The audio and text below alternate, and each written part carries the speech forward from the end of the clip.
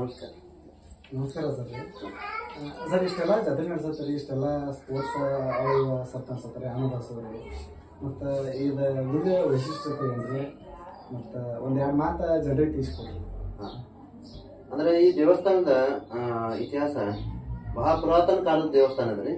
ಆಮೇಲೆ ಪೂರ್ವ ಕಾಲದಿಂದನೂ ಆ ದೇವ್ರು ಯಾವಾಗ ಇಲ್ಲಿ ಬಂದು ನಿಲ್ಸಂದ್ರೆ ಅಲ್ಲಿ ನಡ್ಕೊಂಡು ನಮ್ಮ ಮನಿಕಿರಿ ಹಿರಿಯರ ಮತ್ತೆ ಇಲ್ಲಿ ಸುತ್ತಮುತ್ತ ಎಲ್ಲ ಗ್ರಾಮದ ಜನರು ಕೂಡಿ ಈ ದವದ ಹುಣ್ಣಿಮೆ ಮುಂಚೆ ಸೋಮವಾರ ತೇರು ಹೇಳಿದಂತ ಇಟ್ಕೊಂಡ್ ಬಂದಾರೆ. ಅಂದ್ರೆ ಅದು ದೇವ್ರು ಹೇಳಿದ ಮಾತಾಡ ಅದು ವಿಶೇಷ ಅಂದ್ರೆ ಈ ಭಾಗದೊಳಗನ ಈ ಸುಮಾರು ಹಳ್ಳಿ ಒಳಗ ಈ ದೇವಸ್ಥಾನ ಪ್ರಸಿದ್ಧ ದೇವಸ್ಥಾನ, ಒಂದು ದೊಡ್ಡ ದೇವಸ್ಥಾನ, ದೊಡ್ಡ ಜಾತ್ರೆ ಆಗ್ತದೆ.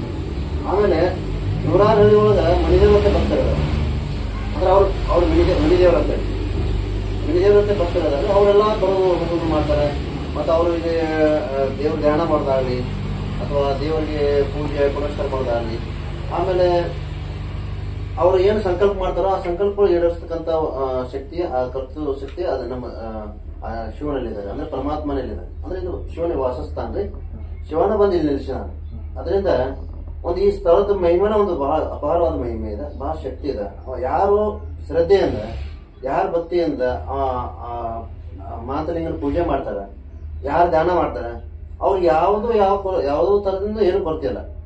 ಮತ್ತೆ ಅವರು ಆಪತ್ಕಾಲದಲ್ಲಿ ಏನೋ ಯಾವುದೇ ಒಂದು ಆಪತ್ಕಾಲದ ಸಂದರ್ಭದಲ್ಲಿ ಆ ದೇವರ ರಕ್ಷಣೆ ಮಾಡ್ತಾನೆ. ತಾಯಿ ಹಂಗ ನಮ್ಮನ್ನ ಮಗನಂಗ ಅವನ ತಾಯಿಯಾಗಿ ನಮ್ಮನ್ನ ಎತ್ಕೋತಾನೆ. ಇಷ್ಟು ಸತ್ಯ ಇದೆ. ಆಮೇಲೆ ನಾವು ಬಂದು ಒಂದು 25 ವರ್ಷ ಆದ್ರೆ 2000 ಒಳಗೆ ನಾವು ಬಂದೆವು. 25 ವರ್ಷ ಶುರು ಅದ. ಆಮೇಲೆ 25 ವರ್ಷ ಶುರು ಅದ್ರ ಇಲ್ಲಿ ಇಷ್ಟು ಭಕ್ತಿ ಇದಾರೆ ಜನರ. ನಾವೇನು ಅವ್ರಿಗೆ ಯಾವ್ದು ನಾವು ಚೀಟಿ ದಾರ ಏನು ಮಾಡಂಗಿಲ್ಲ. ಆದ್ರೂ ಸುಮ್ಮನೆ ಏನು ಸೇವಾ ಮಾಡ್ರಪ್ಪ, ಧ್ಯಾನ ಮಾಡ್ರಪ್ಪ ಇಷ್ಟೇ ಹೇಳ್ಕೊತ ಬಂದೆವು. ಆದ್ರೆ ಇಷ್ಟು ಭಕ್ತಿ ಇದೆ. ಅದೇನ್ ಮಾತಲಿಂಗನ ಶಕ್ತಿ ಗೊಂತಿಲ್ಲ. ಬರೀ ನಾವು ಹೇಳಿದ ಮಾತು ಯಾರು ದಾಟಂಗಿಲ್ಲ. ಅಂದ್ರೆ ಸೇವಾ ಮಾಡೋದು ಸೇವಾ ಮಾಡ್ತಾರ, ಬರೀ ಅದ್ರ ಓಡಿ ಬರ್ತಾರ.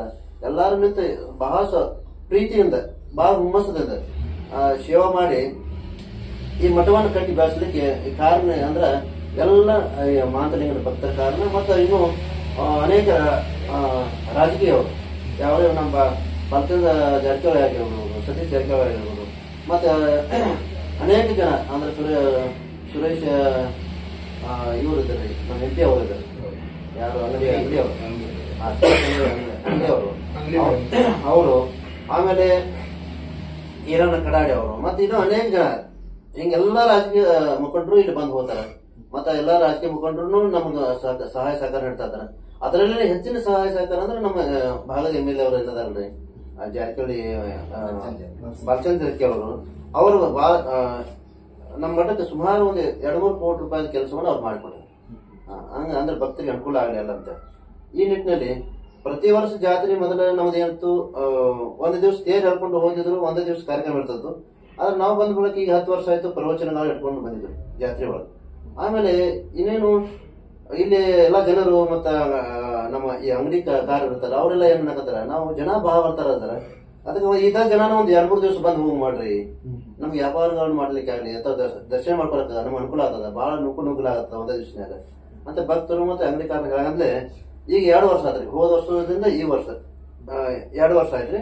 ನಾವು ಈ ಜಾತ್ರೆಯನ್ನ 5 ದಿವಸವಾಗಿ ನಿರಂತರವಾಗಿ ಇಟ್ಕೊಂಡು ಬಂದೇವಿ. ಅನೇಕ ಸ್ಪೋರ್ಟ್ಸ್ ಗಳನ್ನ ಇಟ್ಕೋತಾ ಇದ್ವಿ. ಎಲ್ಲಾ ಭಕ್ತರು ಹುಮ್ಮಸದಿಂದ ಬಹುಮಾನಗಳು ಕೊಡ್ತಾರೆ, ಪ್ರಸಾದ ದಾಸೋಹವನ್ನು ಮಾಡ್ತಾರೆ, ಸೇವೆಯನ್ನು ಮಾಡ್ತಾರೆ. ಈ ತರ ಬಹಳ ಸಾಕಾರ ಅಂದ್ರೆ ಬಹಳ ಸಾಕಾರ. ಮತ್ತೆ ಅದ್ರ ಮಹಿಮೆನೇ ಬಹಳ ದೊಡ್ಡದು.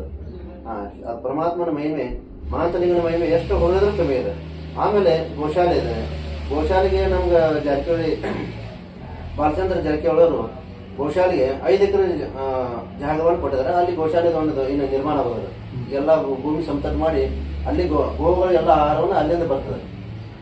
ಈ ತರ ನಮ್ಮ ಮಠದ ವಿಶೇಷತೆ ಏನಂದ್ರೆ, ಒಟ್ಟು ಯಾರು ಧ್ಯಾನ ಮಾಡ್ತಾರ ಅವ್ರಿಗೆ ದೇವ್ರು ಹೊಳಿತಾನೆ, ಯಾರು ಭಕ್ತಿ ಮಾಡ್ತಾರ ಅವ್ರಿಗೆ ದೇವ್ರು ಹೊಳಿತಾನೆ. ಅದಕ್ಕೆ ಯಾರು ನಮ್ಮ ಆಂತಲಿಂಗನ ಕಡೆ ಏನಾರು ಪಡ್ಕೋಬೇಕಾಯ್ತದ್ರ, ದೇವ್ರ ಕಡೆ ಏನಾರು ಪಡ್ಕೋಬೇಕಾಯ್ತಾರ, ಅವ್ರ ಭಕ್ತಿ ಯಾರು ಧ್ಯಾನ ಮಾಡ್ತಾರಲ್ಲ ಅವ್ರಿಗೆ ಯಾವಾಗಲೂ ಏನು ಕಮ್ಮಿ ಆಗೋದಿಲ್ಲ.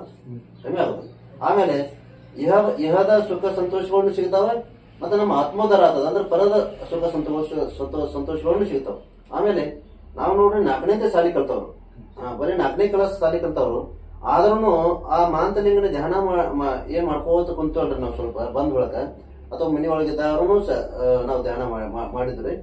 ಇಲ್ಲಿ ಬಂದ್ಬೇಕಾದ್ರೂ ಧ್ಯಾನ ಮಾಡಿದ್ರು. ಧ್ಯಾನದ ಪ್ರತಿಫಲ ಏನಾಯ್ತಂದ್ರೆ ಆ ಮಾಂತರಿಕನ ಆಶೀರ್ವಾದ, ಆತನ ಪ್ರೀತಿಸುವಂತ ಒಂದು ಭಾಗ್ಯವನ್ನು ನಮಗೆ ದೇವರ ನೀಡಿದ. ಅಂದ್ರೆ ಆ ಧ್ಯಾನದ ಪ್ರತಿಫಲ ಅಂತ.